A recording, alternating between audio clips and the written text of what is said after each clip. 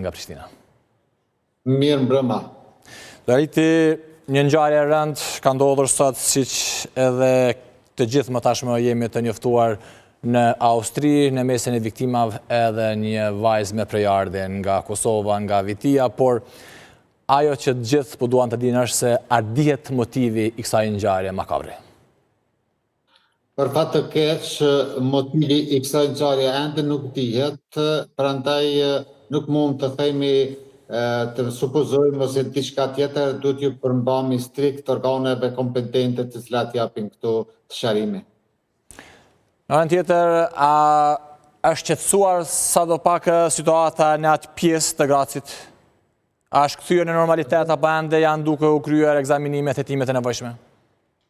Jo, ende janë duke u kryer ekspertizat, ekzaminimet e ndryshme në qendrën klinike universitare në Grac.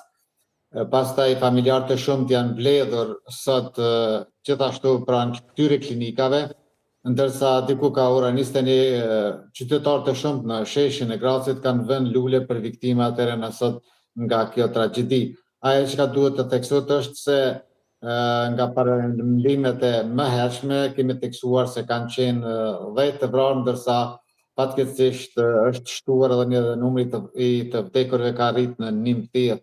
Ndërsa pjesa tjetër prej 9 vetësh është në gjendje të rëndë shëndetësore. Pra edhe të lënduarit tjerë janë në gjendje të rëndë shëndetësore? Apo edhe disa nga të lënduarit është thënë se janë në gjendje të rëndë shëndetësore? Po, edhe 9 apo 10 janë në gjendje të rëndë shëndetësore, dhe pikërisht për shkak se kjo viktim ishte në mesin e të plagosurve, që sot është paralajmëruar, do thotë edhe 9 vetë janë në gjendje të rëndë shëndetësore. Cili ka qenë reagimi i institucioneve kryesore të Austrisë pas kësaj ngjarje?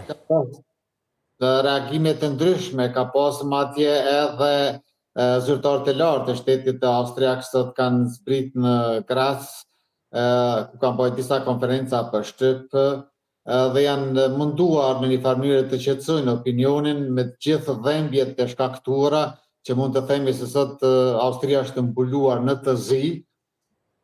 Mirë po, jo vetëm reakcioni është interesante, duhet jo vetëm organet kompetente zyrtare, është interesant të thuhet se reagimi qytetar, dhimbja qytetarëve ka qenë ajo që i ka dhënë vull kësaj tragjedie. Nëse shikojmë rrjetet sociale, do thotë qytetarë të nacionaliteteve të ndryshme të cilat jetojnë në Austri, do thotë sikur një të gjithë së bashku e kanë ndje